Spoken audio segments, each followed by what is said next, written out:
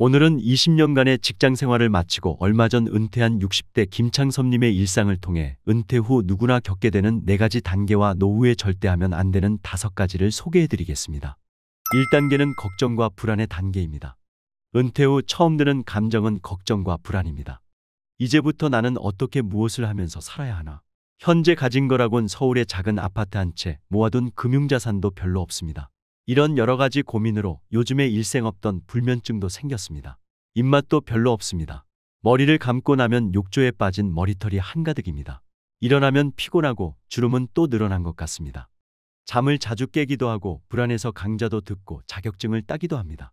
앞으로의 노후 준비를 위해서 노후 설계를 해야겠다는 생각은 들지만 어떻게 되겠지라는 생각으로 걱정만 가득하고 딱히 해결책은 없습니다. 2단계는 자유로운 은퇴 생활의 단계입니다. 아침 6시 눈을 뜹니다. 출근할 회사가 없습니다. 다시 눕습니다. 지옥철에 시달리지 않아도 되고 회사의 지겨운 상사를 안 봐도 된다는 생각에 마음이 편해집니다. 두꺼운 갑옷을 벗어버린 느낌처럼 가볍고 홀가분하지만 반대로 갑옷이 없으니 불안하기는 합니다. 10시에 일어나 동네 뒷산에 올라갑니다. 다음 주 골프도 예약했습니다. 오랫동안 못 봤던 고등학교 동창을 만나 막걸리도 한잔 하기로 했습니다. 다음 달에는 베트남 가족여행을 가기 위해 항공권도 구입했습니다. 이 단계에서는 일상의 루틴에서 느낄 수 없는 업무 스트레스에서 벗어나 취미생활을 즐길 수도 있습니다. 여행을 갈 수도 있고 그동안 하고 싶었던 취미생활도 즐길 수 있습니다. 하지만 이 시기는 오래 지속되기 어렵습니다. 짧게는 한 달, 길게는 1년 정도 될 것입니다. 3단계는 공허와 우울증입니다. 은퇴 생활이 지루해집니다. 회사를 떠나고 얼마 지나지 않아 회사와 관련된 모든 인간관계는 끊어졌습니다. 산에도 가고 취미생활도 열심히 했지만 언제부턴가 집에 있는 시간이 많아졌습니다. 집에서 빈둥거릴수록 무기력해집니다. 세상에 나 혼자라는 생각도 듭니다. 이 시기에는 우울증이 찾아오기도 하고 이혼을 하는 사람도 있습니다. 매일 오르던 산에도 오르고 드라마나 평소 좋아하던 TV 프로그램을 보지만 그 시간이 끝나고 나면 공허함이 몰려옵니다.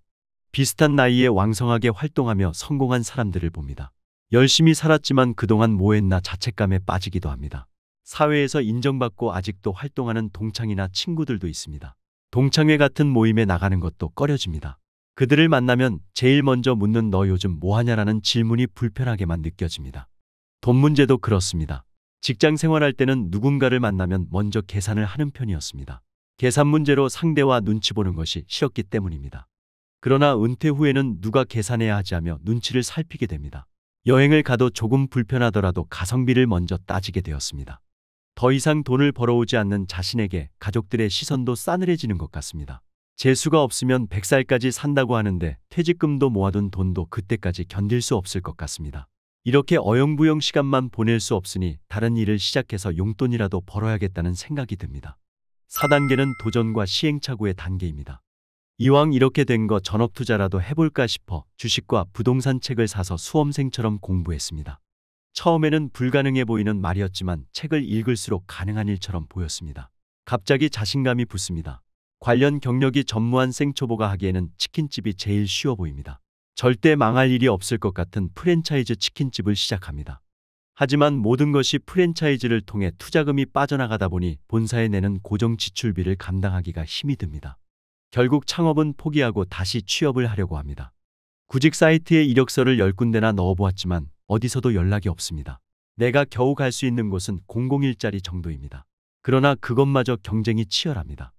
이것저것 도전하면서 실패도 쌓여갑니다.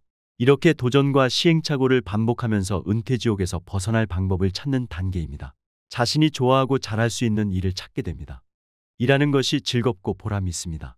큰 돈벌이는 되지 않을 수도 있지만 그래도 일하는 것이 즐겁습니다.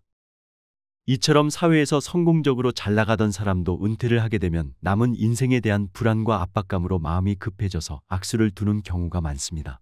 오늘은 은퇴 전문가들이 말하는 은퇴 후에 절대 하면 안 되는 5가지를 소개해드리겠습니다. 첫째, 주변의 유혹에 흔들리지 않기. 일반적 은퇴자인 60대가 되면 신체적 기력뿐만 아니라 정신적 사고의 유연성이 상당히 떨어집니다. 30, 40대는 수많은 정보의 바닷속에 본인이 원하는 정보를 찾고 옳고 그름을 가리는 능력이 유지되나 50대가 지나고 60대가 되면 이런 기능도 차츰 노화의 섭리를 거스르지 못합니다. 그러다 보니 비싼 차, 명품 옷, 잘 차려진 사무실로 사람의 마음을 흔들고 더 큰 돈을 벌고 싶은 욕망에 불을 지피는 사기꾼들의 꼬임에 넘어가기 쉽습니다. 이번 기회에 큰 돈 벌어서 고생도 끝내고 자식들도 도와주며 살라고 부추기는 사람들을 멀리해야 합니다. 보이스피싱 역시 계속 진화 중입니다. 제3자 입장에선 왜 저렇게 멍청하게 당할까 생각하기 쉽지만 사기치는 사람은 그 대상을 공략하기 위해 치밀한 작전을 세우고 몇 명이 달라붙어 작업을 합니다. 그렇게 깜빡 속아 넘어가는 순간 나와 배우자의 아름다운 노후 생활은 박살날 수 있습니다. 둘째, 자식에게 과도한 지원 금지.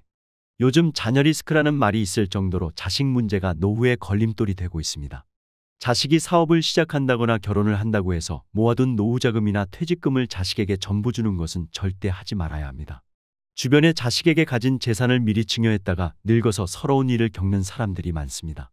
눈에 넣어도 안 아플 자식이니 어렵게 사는 것은 못 보겠고 일이 안 풀린다면 어떻게든 도와주고 싶은 마음이야 충분히 이해하지만 우리의 남은 인생도 생각해야 합니다.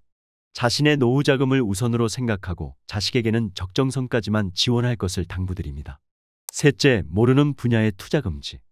은퇴 후 재테크는 자산을 불릴 수 있는 방법 중 하나이지만 준비되지 않고 기준이 없는 투자는 실패를 불러옵니다.